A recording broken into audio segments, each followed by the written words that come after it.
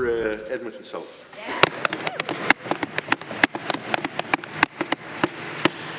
Mr. Speaker, I'd like to actually say hello to family and friends who are at home watching. It's a rare privilege of a lifetime to rise in response to the throne speech for the 31st Legislature. I am filled with gratitude as we gather here on Treaty 6 territory, the ancestral lands of the Cree, Métis, Blackfoot, Dene, Nakota Sioux, Saulteaux, and Inuit. My riding of Edmonton South has a high school named after Dr. Ann Anderson, an author and teacher instrumental in preserving the Cree language and Métis heritage in Alberta, Canada. I want to extend my sincere congratulations to the esteemed members of the House on both sides of the aisle on their successful election campaigns. I am here because of hundreds of dedicated volunteers and donors who devoted their energy, their time, and their connections. I would like to recognize two very special people, Liz Dalsomore and Cynthia Fedor, who have believed in me through thick and thin. I am beyond grateful. To all of my constituents who voted for me, to all of you who did not, please know that I am here to represent you all equally. To the love of my life, my husband, Ryan Hoyle, one of the most brilliant and deeply committed people I know. You are the foundation of our home and create the space for me to bloom and pursue every single goal I have.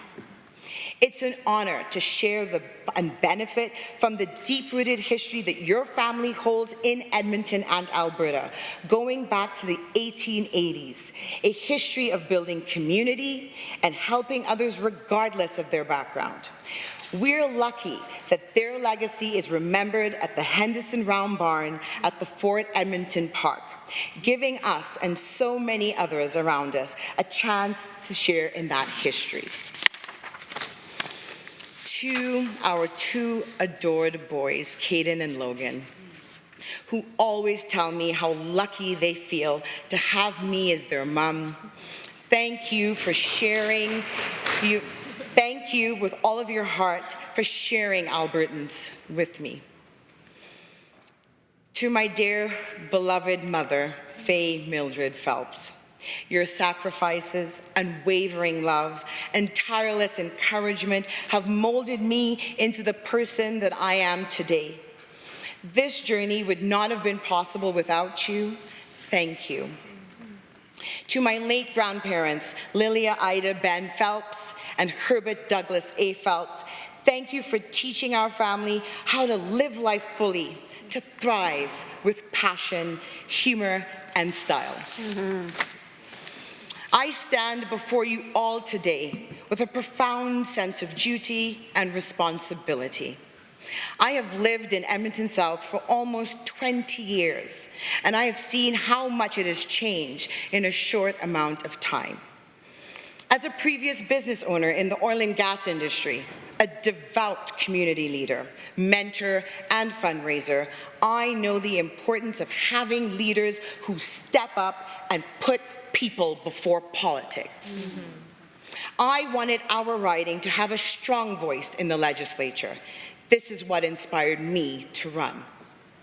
It's my great honor as the 965th member of less than 1,000 MLAs in the history of this province to be the first Black woman elected as the member of the Legislative Assembly in Alberta. I'm still trying to digest what this means for me, for diverse communities, and our province as a whole. I take this responsibility seriously, knowing that my presence is not just about me. It's about every young Black and racialized youth who has big dreams and sees they can achieve them too. And while I may be the first, I am determined that I will not be the last. I was born and raised on an island of Trinidad and Tobago, which shares similarities with Alberta, as its economy is founded on oil and gas and agriculture.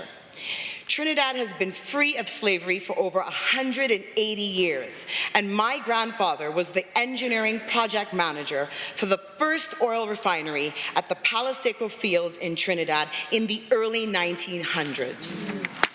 My ancestors are predominantly African, South Asian, Indian, European, and so all of that history flows through me both physically and spiritually. It's a gift to stand on the shoulders of my Caribbean ancestors. My late father, Charles Russell Lindsay, went to London School of Economics and was an economist and a professor. My mother studied at Oxford, extremely rare for a woman of her time, and was a professor.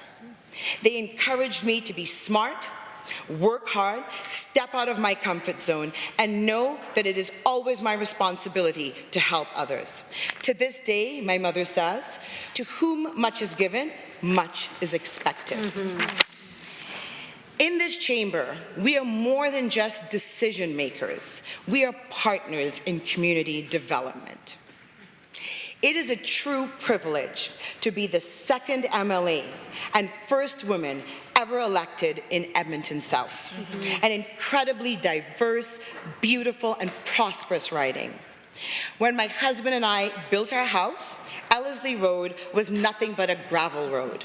There were no schools, no amenities. Now, we are the fastest growing area in Edmonton. In the last 4 years, we grew by over 30%. Our riding is home to seniors, professionals, and young families who work in energy, the tech sector, healthcare, education, and research to make their living. They work hard to provide the best life for their families and are concerned about their futures. Mr. Speaker, we've been waiting for the South Edmonton Hospital since 2017, when the then NDP government first announced it. We don't have access to a nearby hospital, and many can't find a family doctor. Families are struggling to keep food on the table and pay their bills. Schools are at maximum capacity, and teachers are still feeling abandoned. Post-secondary students are facing sharp increases in tuition. As a mom, so much of the work I have done have been for my kids and for all children in our riding. As Dr. Eric Williams, the first Prime Minister of Trinidad and Tobago, said, "The future of this nation lies in the school bags of our children." Mr. Speaker, residents in Edmonton South are worried about trusting this government, leading with integrity, and doing what's right for all Albertans. I will work tirelessly in this Assembly to ensure that Edmonton South continues to thrive, to deliver better health care, better education, and better jobs for all Albertans. With unwavering gratitude and an unshakable determination, I look forward to the journey serving you moving forward. Thank you.